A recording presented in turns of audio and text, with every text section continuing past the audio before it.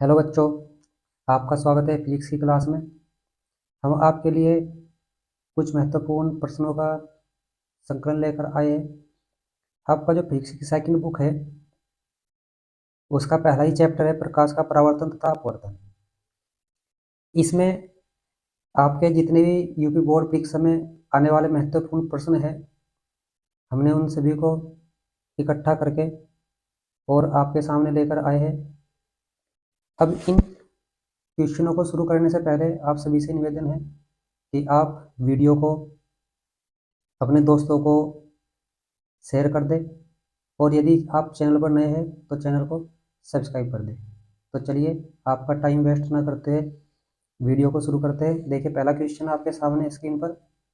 इसमें कहा गया कि फोकस दूरी 20 सेमी, यानी कि आपके पास एफ की वैल्यू दे रखी है। फोकस दूरी कितनी? 20 सेंटीमीटर। अवतल दर्पण वस्तु से दोगुनी माप का। तो माप दे रखी है तो इसका मतलब आपको दे रखी है एम कितनी? दोगुनी। काल्पनिक है तो प्लस, अवतल दर्पण है तो एफ होगी आपकी माइनस की।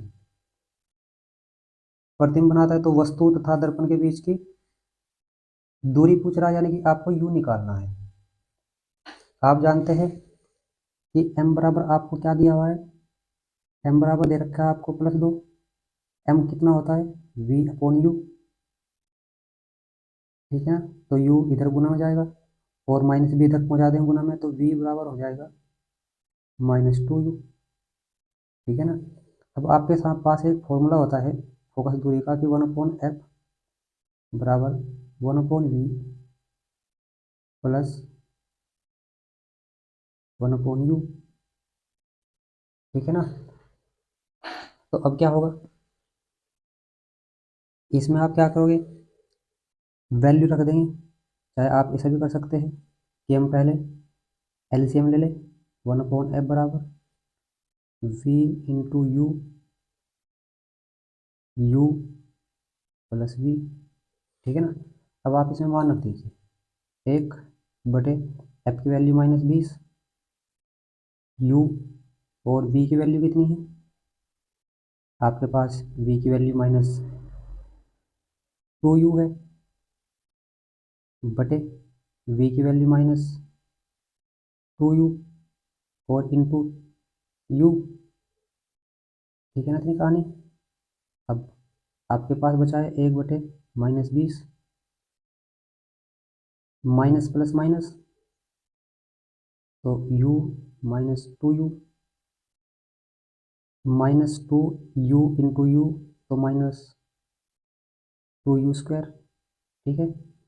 अब 2u इधर पहुंचा दीजिए आप, तो -2u² अपॉन -20।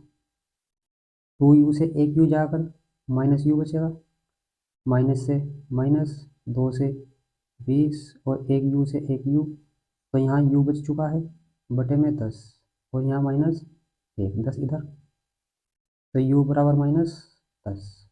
माइनस चिन्ह आपको बता रहा है कि आपका प्रश्न बिल्कुल सही है। तो u बराबर आ चुका है 10 सेंटीमीटर। आशा करता है क्वेश्चन आपकी समझ में आ चुका होगा। नेक्स्ट क्वेश्चन करते हैं। नेक्स्ट क्वेश्चन ये रहा आपका। इसमें कहा है कि यदि प्रकाश की एक किरण वायु से कांच के पृष्ठ पर इतने डिग्री पर आपतित हो तो यह 15 विचलित, यानी कि 15 डिग्री पर विचलित होती है। तो आपके पास कांच का एक पृष्ठ है। ठीक है, ये ऊपर क्या है आपके पास? वायु, और नीचे क्या है? कांच, और ये आपका कांच का पृष्ठ है। यह आपका मैंने अभिलंब बना लिया है। तो ये कह रहा है कि एक किरण 45 डिग्री के एंगल पर आपतित हुई, यानी कि आपके पास आपतन कोण जो आई आ चुका है वो कितना है? 45। और ऐसे सीधी निकलनी चाहिए थी, लेकिन वो कह रहा है कि 15 डिग्री विचलित हो चुकी है। मतलब आपके पास ये क्या है? आर। तो ये टोटल एंगल कितने का है? 45, क्योंकि सीधी लाइन होगी। तो ये पूरा 45, इधर का 30, तो इधर का कितना रह जाएगा? ये आपके पास रह जाएगा 45 माइनस 15 यानी कि 30 डिग्री। तो यहाँ से आपके पास एक वैल्यू आ रही है आई की, कितनी, 45 डिग्री। दूसरी वैल्यू आर की आ रही है 45 माइनस 15, ये कितना बैठ रहा है, 30 डिग्री। ठीक है। और आपको पूछ क्या रहा है, कांच वायु पृष्ठ के लिए क्रांतिक कोण। अब आप जानते हैं कि यदि आप इसमें वायु के सापेक्ष कांच का अपवर्तनांक निकालें, यानी कि ए एन जी, तो वो sine i upon sine r होगा। ठीक है ना। और साइन आई का मतलब 45 डिग्री और इसका मतलब 30 डिग्री। तो ए एन जी साइन 45 का मान कितना होता है, 1/√2। और इसका कितना होता है, 1/2। दो ऊपर पहुंच जाएगा। तो A N G is equal to 2/√2। ठीक है ना। √2 से 2 कटकर कितना बचेगा, √2। तो एन जी की वैल्यू √2 आ चुकी है। अब आप जानते हैं कि sine C is equal to 1/एन जी, क्रांतिक कोण।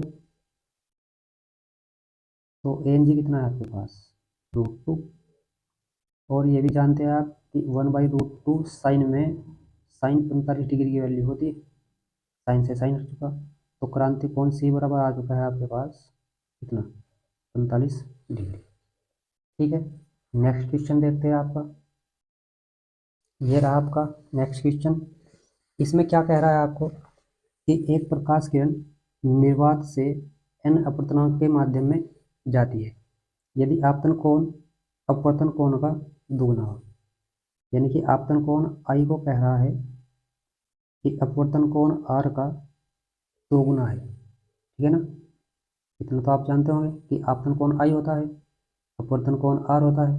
तो ये कह रहा है कि आपतन कोण जो आई है वो अपवर्तन कोण का दोगुना यानी कि आर का दोगुना है। तो अपवर्तन कोण का मान यानी कि आर का मान एन के पदों में ज्ञात कीजिए। अब आप इन सिंपल सी बात जानते हैं कि एन बराबर होता है sine i upon sine r. ठीक है। साइन आई की वैल्यू आप रख दीजिए कितनी, 2r। और नीचे क्या है, साइन आर। अब यहाँ आपको एक फॉर्मूला याद रखना है कि एक फॉर्मूला होता है साइन 2a। इसको लिख सकते हैं 2 साइन ए इंटू कोस ए। मतलब अगर यहाँ किसी कोण का दुगुना है तो यहाँ पर उसका 2 साइन ए कोस यानी मतलब आधा आधा हो जाएगा। साइन 2r है तो इसका क्या बन जाएगा आपके पास, 2 sine r into cos r. और बटे में क्या, साइन आर। साइन आर से साइन आर कट गया। आपके पास बचा है एन बराबर 2 इंटू कोस आर। 2 बटे में पहुँचा दीजिए तो n/2 कोस आर। मतलब आपके पास जो वैल्यू बन चुकी है वो बनी है cos r is equal to n/2। Cos इधर तो आर बराबर कोस इनवर्स n/2। तो ये आपके पास अपवर्तन कोण की वैल्यू आ चुकी है किसके पदों में, एन के पदों में। ठीक है। नेक्स्ट क्वेश्चन देखते हैं। इसमें कह रहा है आपको कि प्रकाश की किरण माध्यम एक अपवर्तनांक n1 से माध्यम दो अपवर्तनांक n2 में प्रवेश करती है यदि n2 बड़ा है n1 से तथा अपवर्तित व परावर्तित किरणें परस्पर लंबवत हो। तो आपके पास दो माध्यम है, पहले का अपवर्तनांक n1 है, ये माध्यम है आपका 1। दूसरे का अपवर्तनांक n2 है और ये माध्यम है आपका 2। ठीक है। ये इसका मैंने पहले ही अभिलंब बना लिया है। अब ये कह रहा है कि एक किरण ऐसे आपतित हुई और इस प्रकार अपवर्तित हो चुकी। ये आपतन कोण आई और ये अपवर्तन कोण आर। ठीक है, अब ये जब इस पृष्ठ पर आपतित होगी तो ये परावर्तित भी होगी। तो आप जानते हैं कि जितना एंगल अगर मैं इसे आर डैश मान लूँ, क्या मान लूँ, आर डैश। ठीक है, तो आपतन कोण आई, परावर्तन कोण आर डैश और अपवर्तन कोण आर।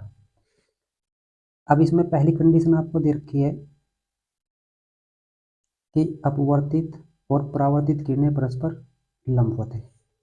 मतलब ये एंगल कितने का है, 90 डिग्री का। टोटल एंगल 180 का होता है, यानी कि इसकी और इसकी value r plus r dash कितनी होगी, 90 डिग्री। ठीक है ना। सिद्ध क्या करना है, सिद्ध कीजिए क्रांतिक कोण N2 माध्यम में होगा, यानी कि इस माध्यम में आपको क्रांतिक कोण पूछ रहा है। चलो करते हैं। आर बराबर आर डैश, मतलब आर प्लस आर डैश बराबर कितना होगा, 90 डिग्री। ठीक है, अब आप जानते हैं कि इसमें जो आपका एंगल आई होगा वो एंगल आर के बराबर होगा। मतलब आपतन कोण बराबर परावर्तन कोण आर डैश। ठीक है, तो अब अच्छा आपका जो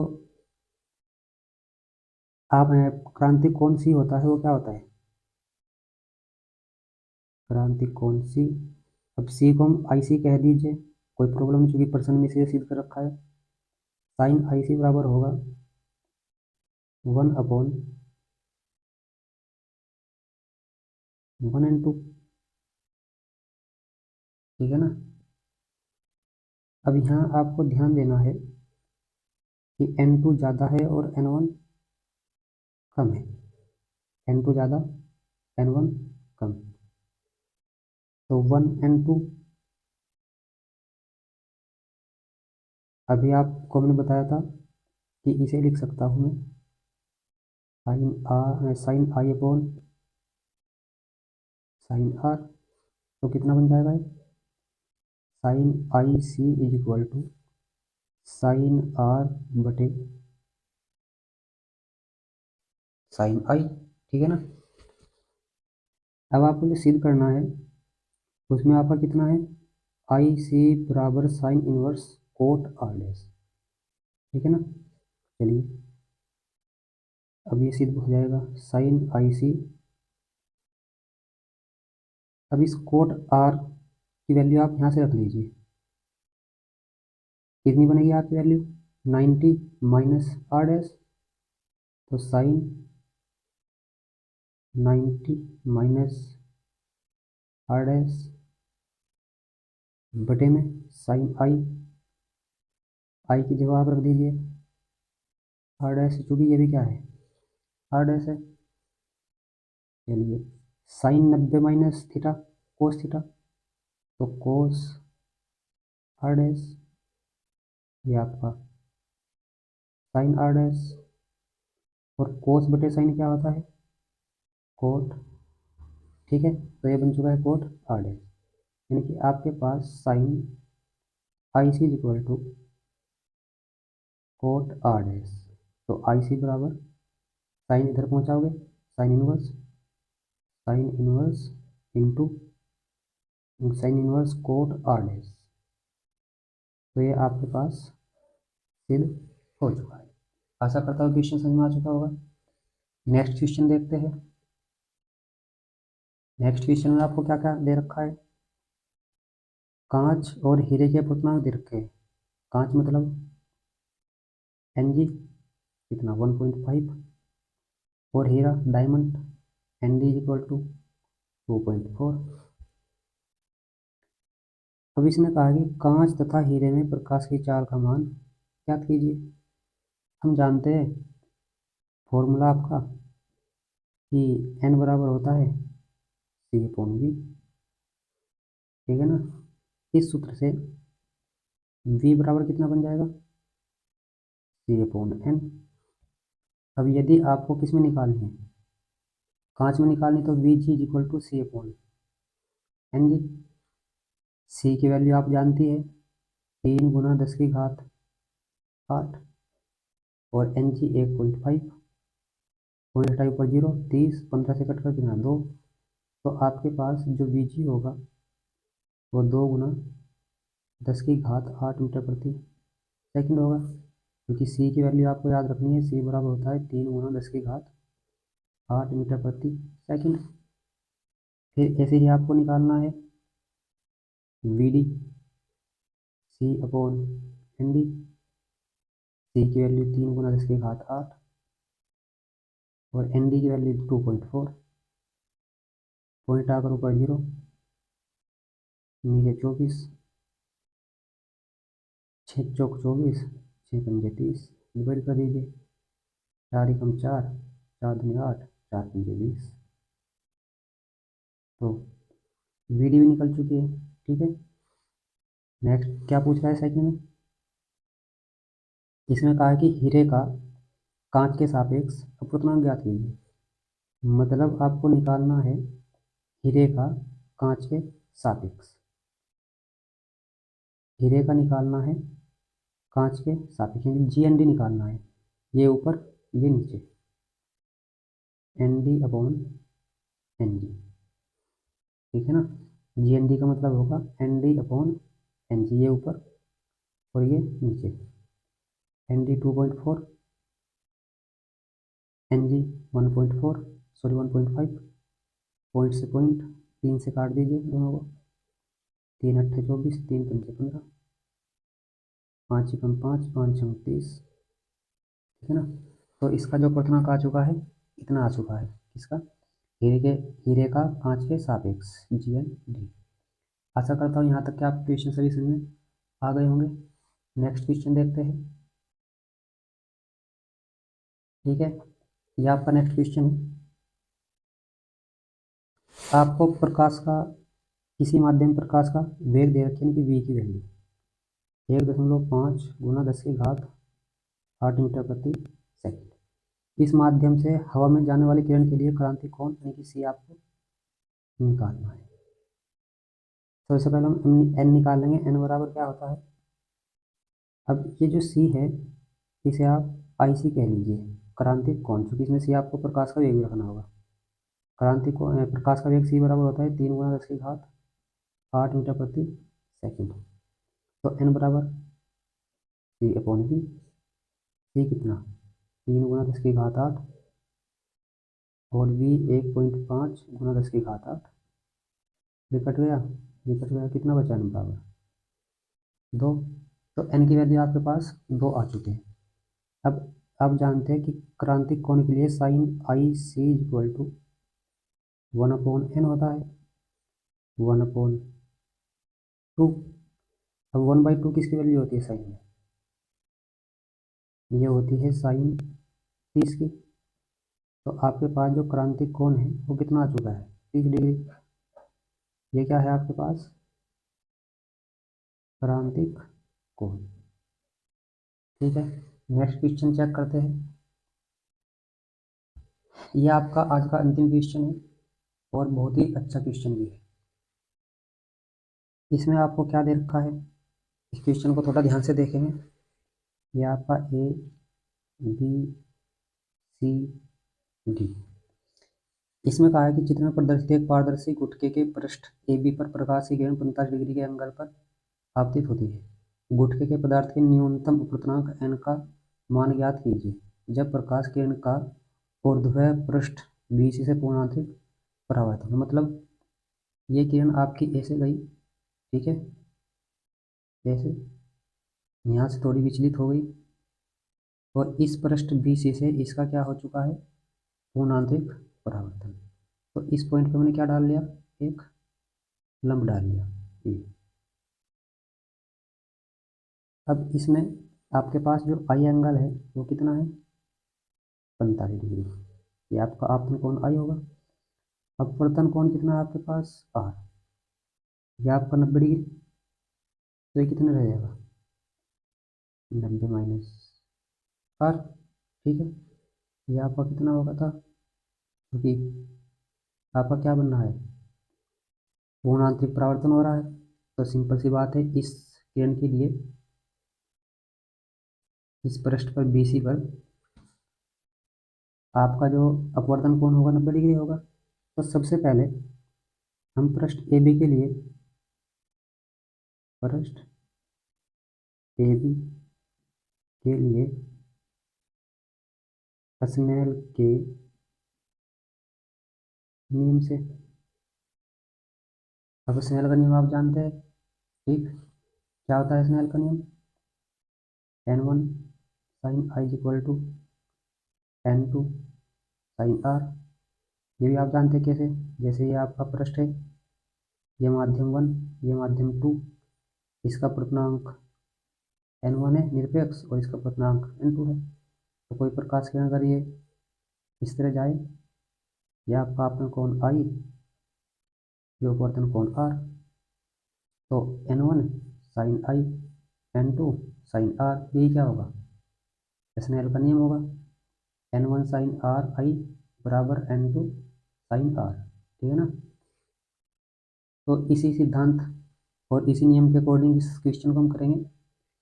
तो पृष्ठ AB के लिए जब लगाएंगे तो इसमें लगा दीजिए, आप जानते हैं कि N1 क्योंकि वायु है तो 1 है, और N2 आपके पास क्या है, इसका पूर्णांक कितने क्या है, N है।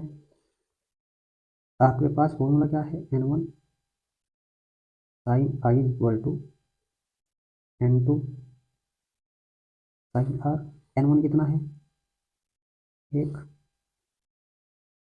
sin I की वैल्यू कितनी है, 45, N2 कितना है, N, और ये आपके पास sin R, इसकी वैल्यू हो गई 1/√2, ये N, और sin R, N भी इधर पहुंचा दीजिए, तो N इधर जाकर यानी कि sin R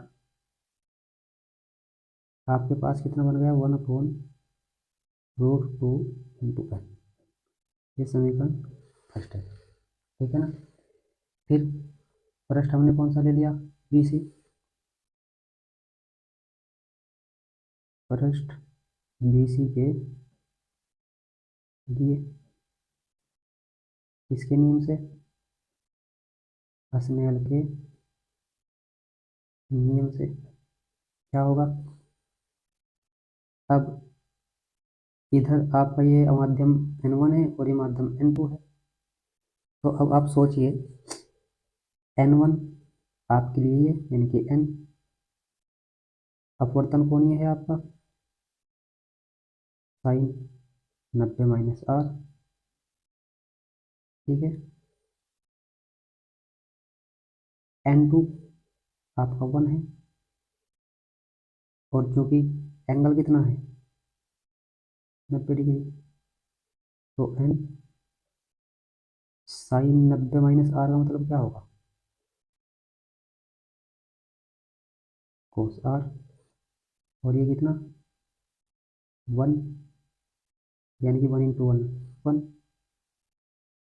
आप क्या कीजिए, cos R इधर पहुंचा दीजिए, 1/cos R, ठीक है ना। अभी ये बताइए आप कि जो cos R होता है इसको लिख सकता हूँ मैं √cos²R।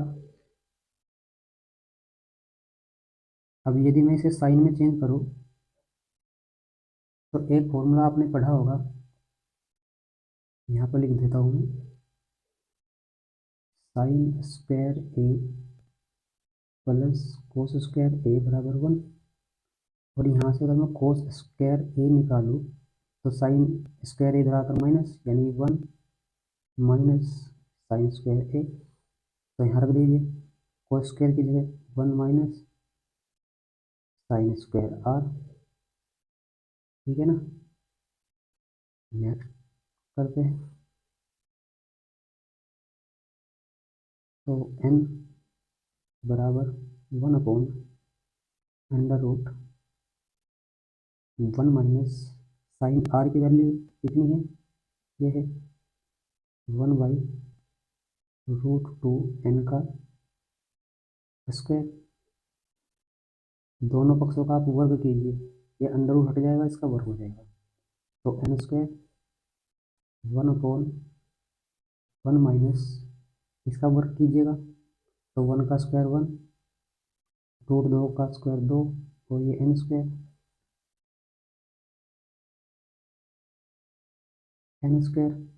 ठीक है ना, 2n स्क्वायर, और ये ऊपर तो 2n square upon 2n square minus 1, ठीक है। एक सेकंड रुकिएगा, ट्यूशन शायद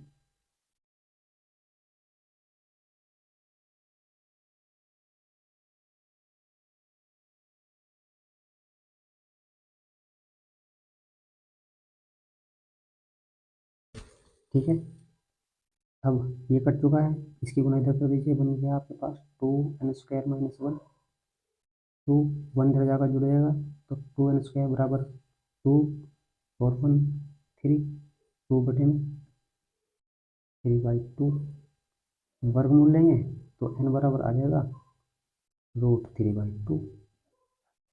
तो आपके लिए जो n की वैल्यू मिनिमम होनी चाहिए वो कितनी होनी चाहिए, √3/2। आशा करता हूँ आपके जो लिए हम श्रृंखला लेकर आए थे अति महत्वपूर्ण प्रश्नों की, वो आपके अच्छे से समझ में आ गए होंगे।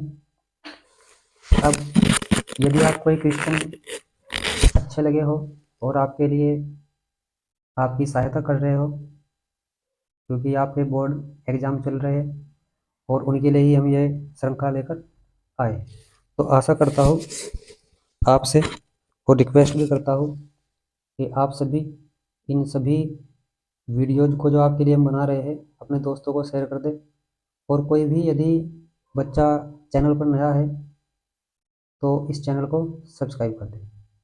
फिर हम आपके लिए इसी प्रकार श्रृंखला अति महत्वपूर्ण प्रश्नों की लेकर आते रहेंगे। तब तक के लिए धन्यवाद।